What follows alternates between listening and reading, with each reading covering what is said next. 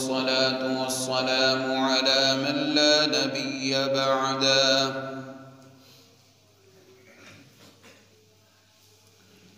اللهم صل على سيدنا ومولانا محمد وبارك وسلم ثم صل عليه. أما بعد فأعوذ بالله من الشيطان الرجيم. بسم الله الرحمن الرحيم.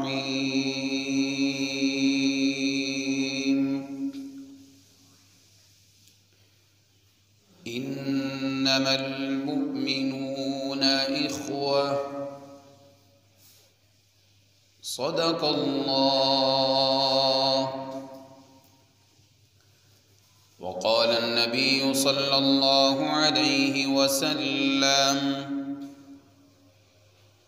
المسلم أخو المسلم لا يخونه ولا يكذبه ولا يخذله، أو كما قال النبي صلى الله عليه وسلم. اللهم صل على سيدنا ومولانا محمد وبارك وسلم ثم صل عليه. تمام حضرات درود شریف پڑھ لیجیے.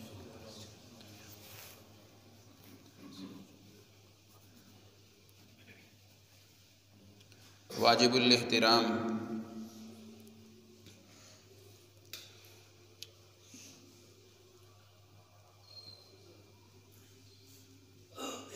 میرے سامنے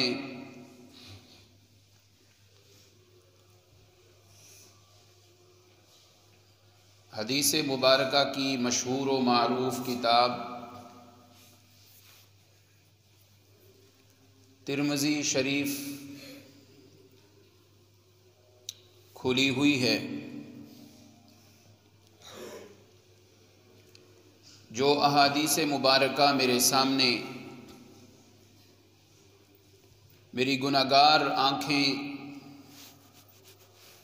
ان احادیث مبارکہ کو دیکھ رہی ہیں، انشاءاللہ العزیز انہی کے متعلق چند گزارشات عرض کرنی ہیں. دعا ہے رب العزت شرح صدر کے ساتھ مجھے کچھ کہنے کی توفیق مرحمت فرمائیں، اور پھر میرے بیان کو اللہ اس قابل بنا دیں کہ ہم سب اس پہ عمل پیرا ہونے کے قابل ہو جائیں، اور اللہ ہمیں توفیق عطا فرما دیں. سامعین ذی وقار، آج کا عنوان ہے دوسروں کی خیر خواہی کرنا، اس کا کتنا بڑا ثواب ہے. ہمارے معاشرہ میں اسی چیز کا فقدان اور اسی کی کمی ہے. ہر کسی کو اپنی پڑی ہوئی ہے، ہر کوئی اپنی بنانے کے چکر اور فکر میں لگا ہوا ہے. اپنے ماں باپ کی فکر، بہن بھائیوں کی فکر، ان کا احساس، پڑوسیوں کا احساس، قریبی رشتہ داروں کے حقوق، بیماروں کی تیمارداری، بے کسوں کی اشک شوئی کرنا، یہ وہ چند حقوق ہیں جن کے کرنے کی وجہ سے اللہ انسان کو بڑی نعمتوں سے نوازتے ہیں. اور آپ دیکھ لیں ہمارے معاشرے میں اسی چیز کی کمی ہے کہ ہمیں دوسروں کا احساس نہیں، بس اپنی ہی اپنی زندگی کی فکر میں لگے ہوئے. ترمذی شریف کی یہ احادیث جو میرے سامنے ہیں، یہ روایات بہت ہی سبق آموز اور نصیحت سے لبریز ہیں، اور اسی نقطے پہ رحمت دو عالم صلی اللہ علیہ وسلم نے امت مرحومہ کی توجہ مبذول کروائی ہے کہ اپنی صرف فکر نہیں بلکہ دوسروں کا فکر کرنا یہی کامل انسانیت ہے۔ جو روایت ابھی آپ کے سامنے پڑھوں گا، اگر غور کیا جائے تو اسلام اور دین کا چوتھائی حصہ اس حدیث پاک میں نبی علیہ السلام نے ارشاد فرمایا۔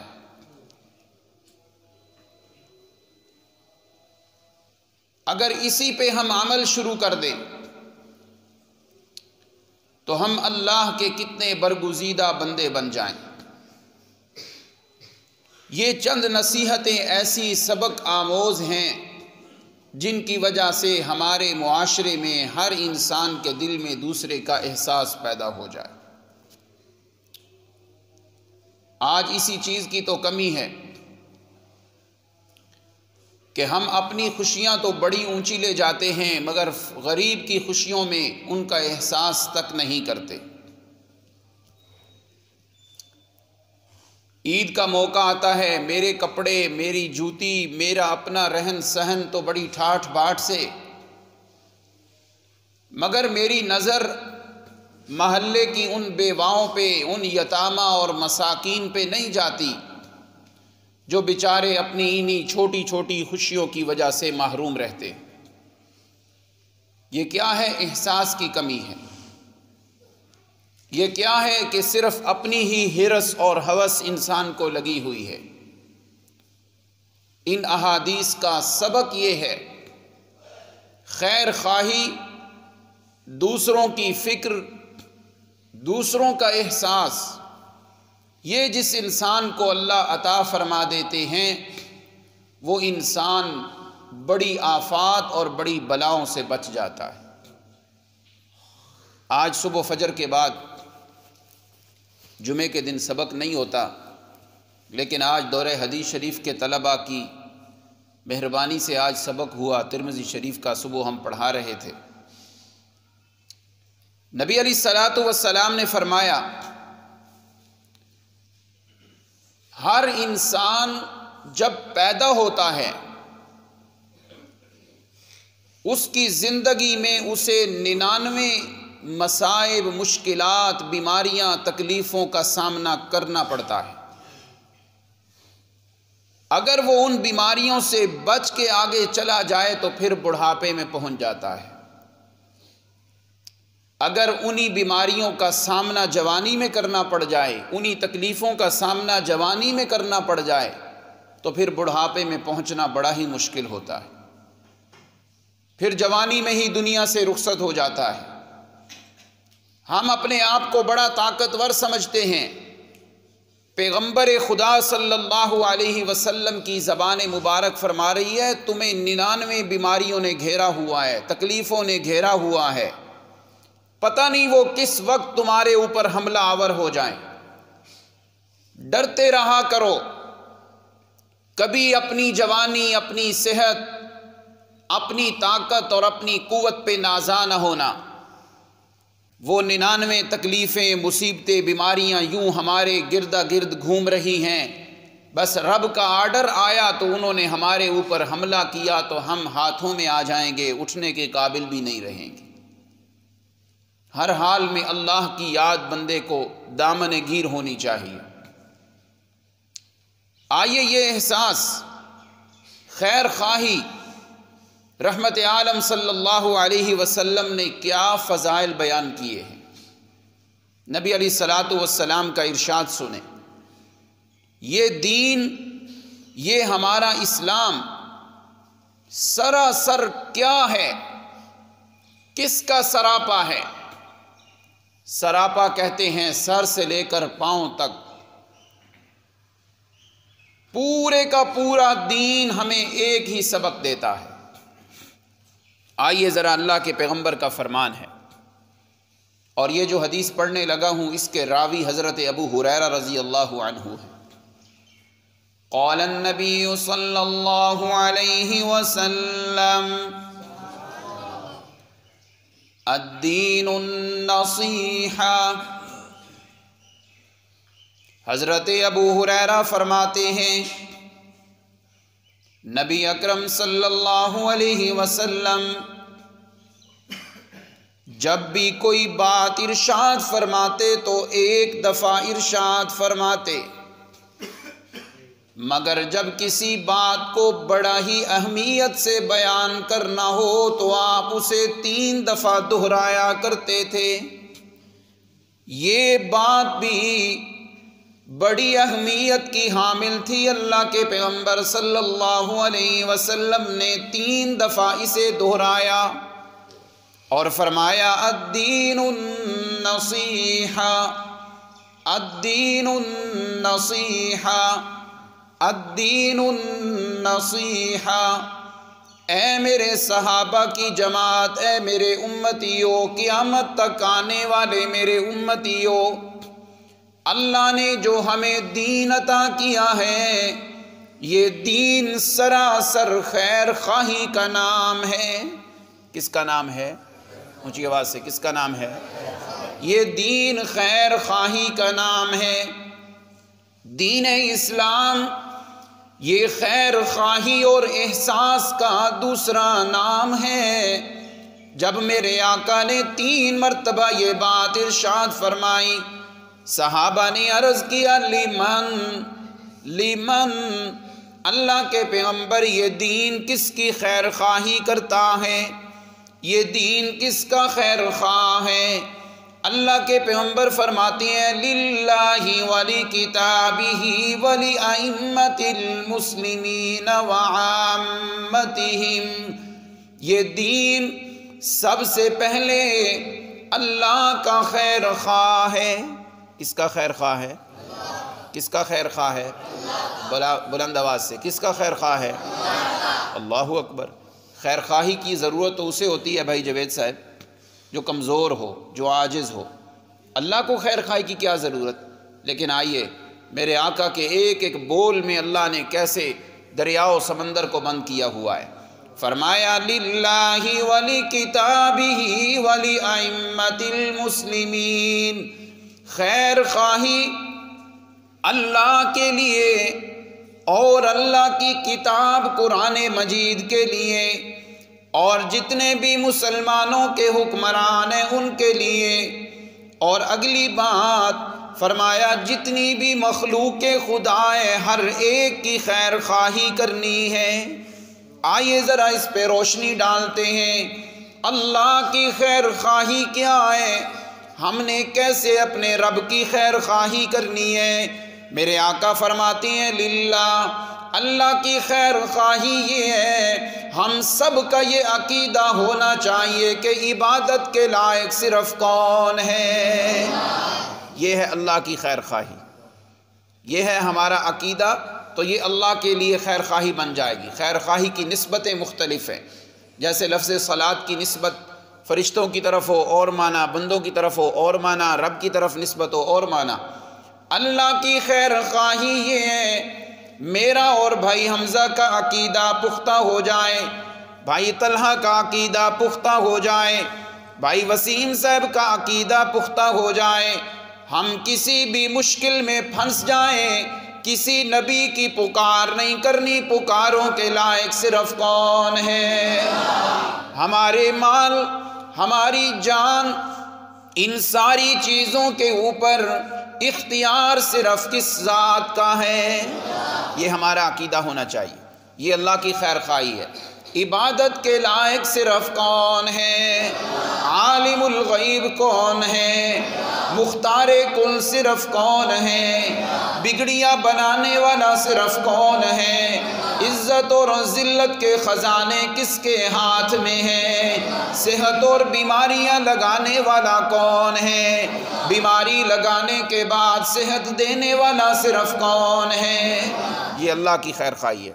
اور دوسرے نمبر پہ ولی کتابہ، اللہ کی کتاب قرآن مجید کی خیر خواہی کیا ہے؟ فرمایا اس کتاب کو پڑھنا یہ قرآن کی خیر خواہی، اس کتاب پہ ایمان لے کے آنا، اس کتاب کو پڑھنا، سیکھنا، سمجھنا، زبانی یاد کرنا، وہ بچہ حفظ کرے تب، وہ بڑا کرے تب یہ قرآن کی خیر خواہی ہوگی۔ یہ قرآن کی خیر خواہی ہے۔ جن بچوں نے قرآن حفظ کیا ہے گویا وہ قرآن کو سمیٹ رہے ہیں اور اپنے آپ کو خیر خواہ بنا رہے ہیں، کتاب اللہ کی خیر خواہی کر رہے ہیں کہ اس کو اپنے سینے میں محفوظ کر کے قرآن کی قدر و قیمت کر رہے ہیں۔ آگے چلیں، وَلِأَئِمَّةِ الْمُسْلِمِينَ، وہ بادشاہ جو انصاف کرنے والے ہوں، وہ بادشاہ جو اللہ کا ڈر اپنے دل میں رکھ کے حکومت کی باغ ڈور سنبھالنے والے ہوں، ایسے بادشاہوں کا خیر خواہ بن کے رہنا، ان کے خلاف کوئی بغاوت نہ کرنا، یہ ان کی خیر خواہی ہے۔ وَعَامَّتِهِمْ، اور جتنے بھی مسلمان ہیں ہر ایک کی خیر خواہی کرنا، یہی تمہیں دین سبق دیتا ہے۔ دوسروں کے بارے میں سوچ کے رکھنا، کسی کا دنیا کا نقصان نہ ہو جائے، کسی کا کوئی دینی نقصان نہ ہو جائے، کسی کی اولاد کو غلط چیزوں میں دیکھ کے اسے احساس دلانا، کسی کا مال ضائع ہو رہا ہے اسے تنبیہ کرنا، کسی کو کوئی نقصان پہنچنے لگا ہے اسے بتا دینا۔ فرمایا یہ ساری باتوں پہ عمل کرنا تمہارا کام ہے، تمہاری ہر مشکل میں اللہ خود مددگار بن جائے گا۔ تو دوسروں کی خیر خواہی تو کر کے دیکھو، اللہ بدلہ اسی طرح کا دیتے ہیں کہ اللہ ہر بندے کی ہر مشکل میں خود حفاظت شروع کر دیتے ہیں۔ یہ ہے دین کی خیر خواہی۔ آئیے ذرا، یہ ترمذی شریف میرے سامنے ہے، یہ بہت بڑی کتاب ہے، میں تو بہت چھوٹا ہوں اس کے مقابلے میں، ہم تو اس قابل بھی نہیں کہ اس کتاب کو ہاتھ لگائیں، لیکن آئیے ایک صحابی رضی اللہ عنہ کا واقعہ سنا دوں۔ وہ اپنا واقعہ سناتے ہیں، حضرت جریر رضی اللہ تعالیٰ عنہ، کیا نام ہے؟ جریر، یہ بڑے صحابی تھے۔ فرماتے ہیں میں اللہ کے پیغمبر کی خدمت میں حاضر ہوا، اللہ کے پیغمبر 2 بیعتیں کیا کرتے تھے۔ ایک بیعت ہوتی تھی اسلام پہ، جب کوئی کلمہ پڑھنے آتا آپ اپنے ہاتھ پہ اسلام قبول کرواتے، یہ بیعت اسلام ہوتی تھی۔ ایک اور بیعت ہوتی تھی کسی خاص بات پہ۔ فرماتے ہیں مجھے 3 باتوں پہ اللہ کے پیغمبر نے بیعت کی۔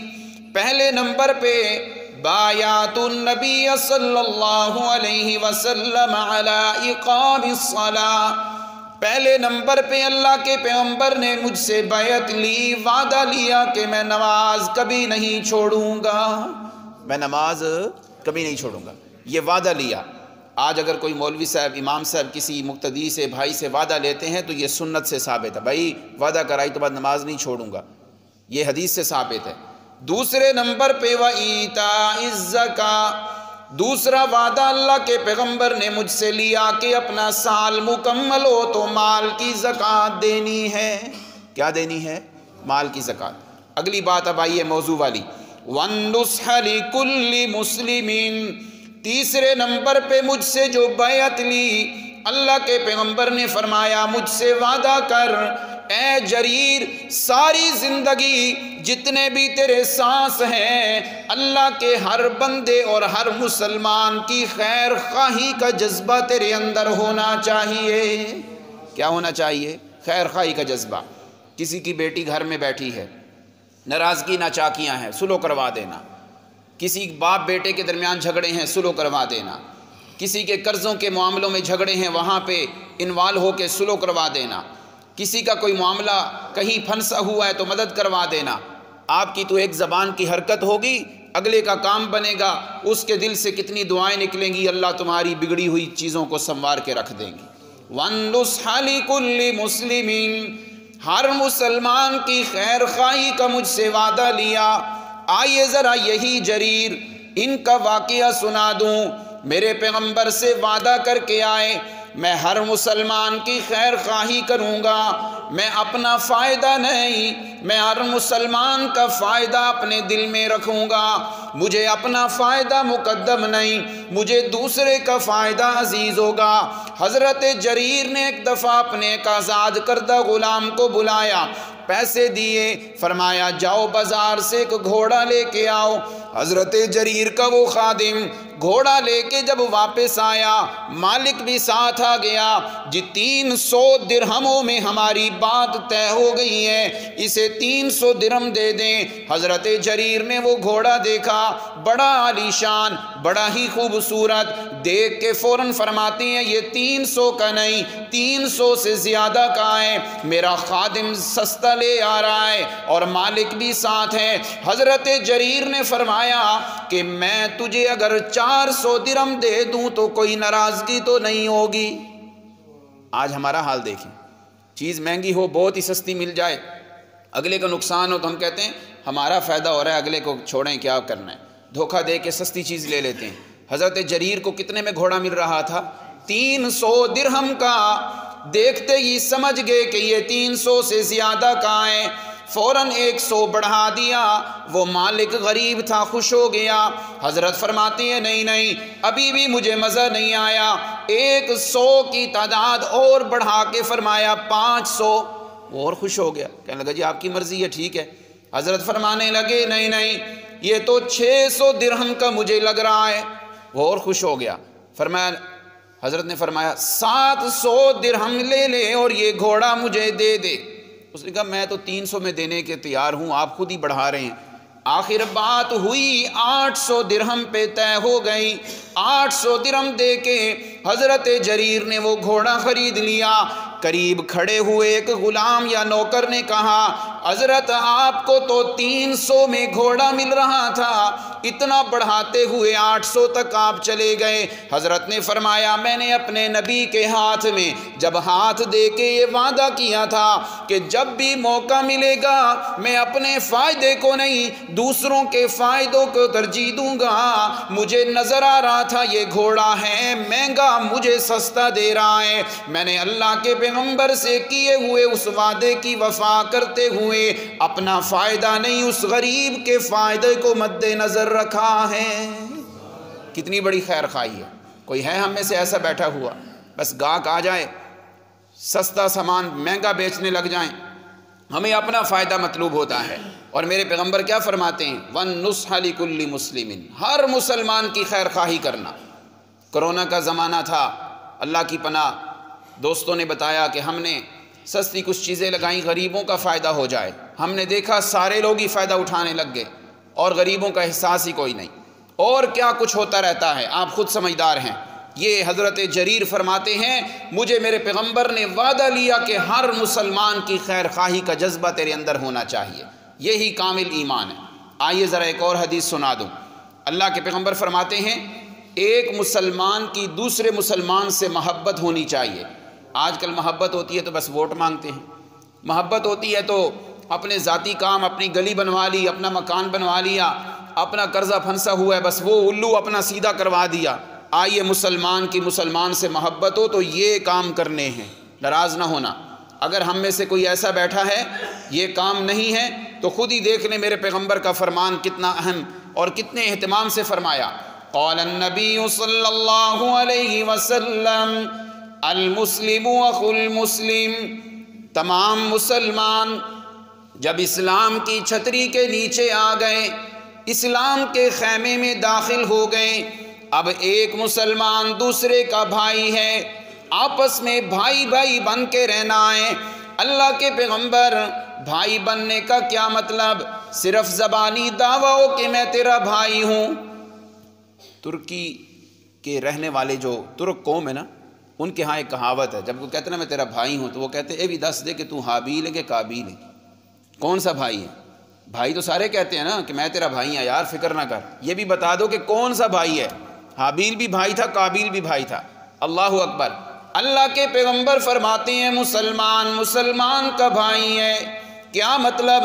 لا یخونہ، اگر بھائی بن کے رہنا ہے تو اپنے بھائی کی خیانت نہیں کرنی، یہ پہلا کام ہے، خیانت نہیں کرنی، مال میں خیانت نہیں، دکان سے خیانت نہیں، اگر کسی کو ملازم رکھا ہے تو اپنے مالک کے پیسوں میں خیانت نہیں، اگر تجھے ملازم رکھا ہے تو دکان کے وقت میں خیانت نہیں، اگر تجھے کسی گھر کا چوکیدار بنایا ہے اس میں خیانت نہیں۔ مسلمان کا بھائی تب بنے گا جب ایک دوسرے کی خیانت نہیں کریں گے، یہ پہلی چیز ہے۔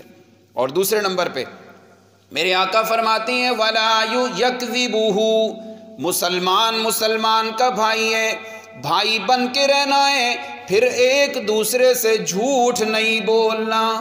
ایک دوسرے سے جھوٹ، اونچی آواز سے بولیں، جھوٹ نہیں بولنا۔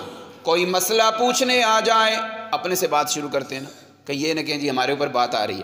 کوئی مسئلہ پوچھنے آ جائے، جھوٹ نہیں بولنا، لحاظ نہیں کرنا، یہ میرا اپنا دوست ہے، میں یہاں مسئلہ نرم بتا دوں، کوئی اور آ گیا تو مسئلہ سخت بتا دیا، نہیں، یہ خیانت ہے، یہ جھوٹ بنے گا۔ اسی طرح کوئی گاہک آ گیا، اس سے جھوٹ بول کے مہنگا سامان بیچ دیا، میرے آقا فرماتی ہیں وَلَا يَكْذِبُهُ، مسلمان کا بھائی ہے تو پھر ایک دوسرے سے جھوٹ نہیں بولنا۔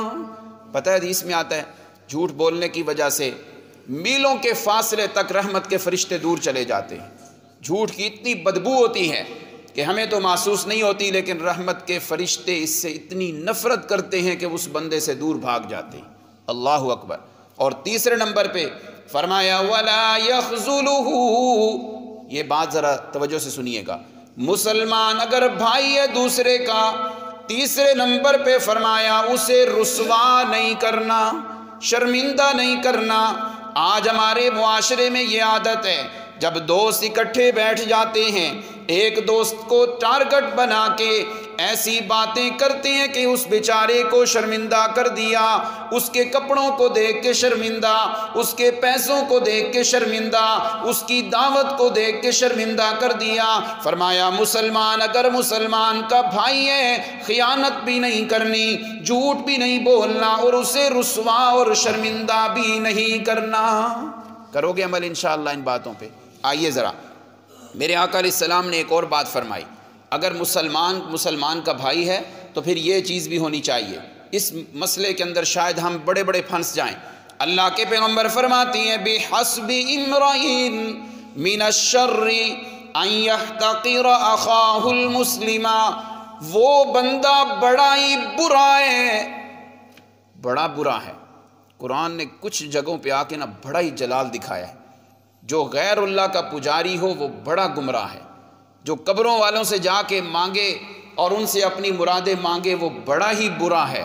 چاہے قبر پیر صاحب کی ہو، چاہے کسی ولی کی ہو، چاہے شہید کی ہو، قبر پہ سجدہ کرنا، قبر والے کو پکارنا، یہ سب سے بڑی گمراہی ہے۔ کہو بے شک۔ پکار کے لائق صرف کون ہے؟ قبروں والے زندہ، اونچی آواز سے، قبروں والے زندہ نہیں۔ کہتے ہیں جی قبروں والے زندہ ہیں، سنتے ہیں۔ ایک بابا جی کہنے لگے جتنی بھی قبریں ہم نے کھودی ہیں زندہ تو اندر سے کوئی بھی نہیں نکلا، پتہ نہیں مردے کہاں زندہ ہوتے ہیں۔ اس لیے یہاں بھی میرے آقا جلال میں آ گئے، فرمایا وہ میرا امتی بڑا ہی برا ہے، وہ بڑا ہی برا ہے جو اپنے کسی مسلمان بھائی کو حقیر سمجھے۔ کیا سمجھے؟ حقیر سمجھے، کسی کو حقارت کی نگاہ سے نہ دیکھنا۔ میرے آقا نے فرمایا وہ بڑا ہی برا آدمی ہوتا ہے۔ بندے کے برے ہونے کے لیے یہی کافی ہے، أَن يَحْتَقِرَ أَخَاهُ الْمُسْلِمِ، ہے وہ تیرا مسلمان بھائی، تو اسے حقیر سمجھ رہا ہے۔ یہ کون ہوتا ہے میری محفل میں بیٹھنے والا؟ یہ کون ہوتا ہے میرا دوست بننے والا؟ ہم تو کبھی ان سے سلام بھی نہیں لیتے، یہ تو بڑے نچلے خاندان کے ہیں۔ نہ میرے بھائی، تیری نظر میں وہ شاید نچلے درجے کا ہو، مگر اللہ کی نظر میں شاید اس کا شمار فرشتوں میں ہوتا ہو۔ کسی مسلمان کو حقیر نہیں سمجھنا، یہ میرے آقا علیہ السلام کی تعلیم ہے۔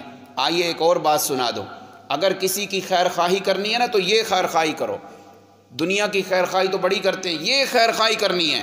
قال النبی صلی اللہ علیہ وسلم من نفس عن مسلم کربتا من کرب الدنیا نفس اللہ عنہ کربتا من کرب یوم القیامہ، جس نے کسی مسلمان کی دنیا میں بے چینی کو دور کر دیا۔ توجہ میری طرف، کوئی اپنا دوست دیکھا بے چین ہے، کسی معاملے میں پریشان ہے، جس بندے نے، جس بھائی نے اس پریشان کی پریشانی کو دور کر دیا، تو نے تو اس کی دنیا کی پریشانی اور بے چینی کو دور کیا ہے، اللہ تیری قیامت کے دن کی بے چینی کو دور کر دیں گے۔ اگر خیر خواہ بننا ہے نا کسی کا تو یہ خیر خواہی کرو، دنیا میں کسی کے کام آؤ۔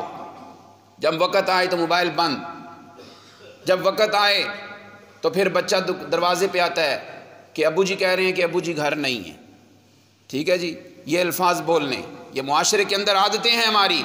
بھائی جان کہہ رہے ہیں کہ بھائی جان گھر نہیں ہیں، پیغام بھیجتے وقت بھی ایسا پیغام ہوتا ہے کہ ہر کوئی سمجھ جاتا ہے، اللہ اللہ نہیں۔ کسی مسلمان کی خیر خواہی کرنی ہے تو یہ خیر خواہی کریں۔ آئیے ذرا میرے آقا علیہ الصلوۃ والسلام کی ایک اور حدیث سنیں۔ قال النبی صلی اللہ علیہ وسلم من رد عن عرض اخیہ رد اللہ عن وجہہ النار یوم القیامہ۔ جس محفل میں بیٹھ کے کسی کی غیبت ہو رہی ہو، بتاؤ ہوتی ہے کہ نہیں ہماری محفل میں غیبت؟ اونچی آواز سے بولیں، ہوتی ہے نا؟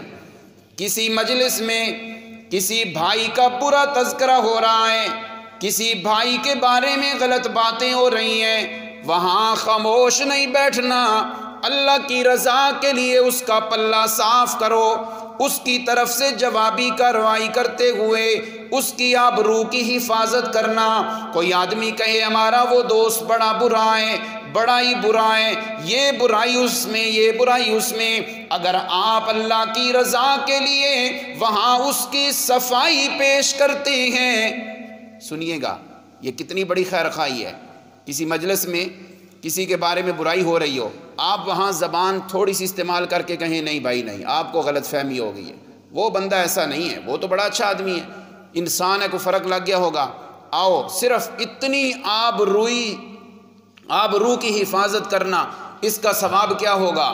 اللہ کے پیغمبر فرماتے ہیں یوم القیامہ، جس آدمی نے دوسرے کی خیر خواہی کرتے ہوئے اس کا پلہ صاف کر دیا، اس کی عزت کی حفاظت کر دی، اللہ قیامت کے دن ایسے بندے کے چہرے کو جہنم کی آگ سے بچا لیں گے۔ اللہ فرماتے تو نے میرے بندے کی حفاظت کی، اس کے چہرے سے ایک تہمت کو ہٹایا، بہتان کو ہٹایا، بری بات کو ہٹایا، ہم تیرے چہرے سے آج جہنم کی آگ کو دور کر دیں گے۔ یہ ہے مسلمان کی خیر خواہی۔ اگر خیر خواہ بننا ہے تو یہ کام کرنے ہیں۔ آخری بات، واللہ فی عون العبد ما کان العبد فی عون اخیہ۔ ایک قانون میرے پیارے پیغمبر فرما رہی ہیں، بیان کر رہی ہیں، فرمایا اگر کسی کے دل میں یہ خواہش پیدا ہونے لگے میری ہر مشکل میں میرا مددگار کون بن جائے، اونچی آواز سے بولو، ہماری مشکلوں میں ہمارا مددگار کون ہو جائے۔ ہم سب کا عقیدہ ہے ہماری مشکلیں حل کرنے والا صرف کون ہے؟ مشکلات میں کام آنے والا صرف کون ہے؟ اگر یہ خواہش دل میں ہونے لگے کہ ہر مشکل میں میرا مددگار میرا رب بن جائے، میری کشتی کو پار لگا دے، میری ڈوبے ہوئے حالات میں اللہ مجھے باہر نکال دے، فرمایا واللہ فی عون العبد ما کان العبد فی عون اخیہ۔ جب تو اپنی مشکلوں میں اپنے رب کی رحمتوں کا منتظر ہونے لگے، پھر اپنی عادت بنا لے، تو اللہ کی مخلوق کے کام آنا شروع ہو جا، تیرے ہر کام کو اللہ پار لگا دیں گے، تو دوسروں کے کام آنا شروع ہو جائے، تیری بہن منتظر، تیرا بھائی منتظر، تیرا کنبہ قبیلہ منتظر، تیرے برادری کے لوگ، تیرے محلے کے دوست انتظار میں ہوتے ہیں کب یہ ہمارا کام ہمارا دوست کر دیں۔ اگر اپنی مشکلات میں اللہ کی مدد حاصل کرنی ہے، اللہ کے بندوں کی مشکلات میں ان کا تعاون شروع کر دیں، اللہ ہر مشکل کو دور کر دیں گے۔ میں نے بات شروع کی تھی کہ خیر خواہ بننا ہے دنیا میں تو پھر یہ خیر خواہی کرنی ہے کہ مسلمان کسی سے جھوٹ نہ بولے، کسی کی خیانت نہ کرے، کسی کو رسوا نہ کرے، اور کسی کی مجلس میں برائی ہو رہی ہو تو اس کی طرف سے وکیل بن کے اس کی صفائی دینا۔ ان ساری باتوں کا ثواب یہ ہوگا کہ اللہ ایسے آدمی کے چہرے کو قیامت کے دن جہنم کی آگ سے محفوظ فرمائیں گے۔ وآخر دعوانا الحمدللہ رب العالمین۔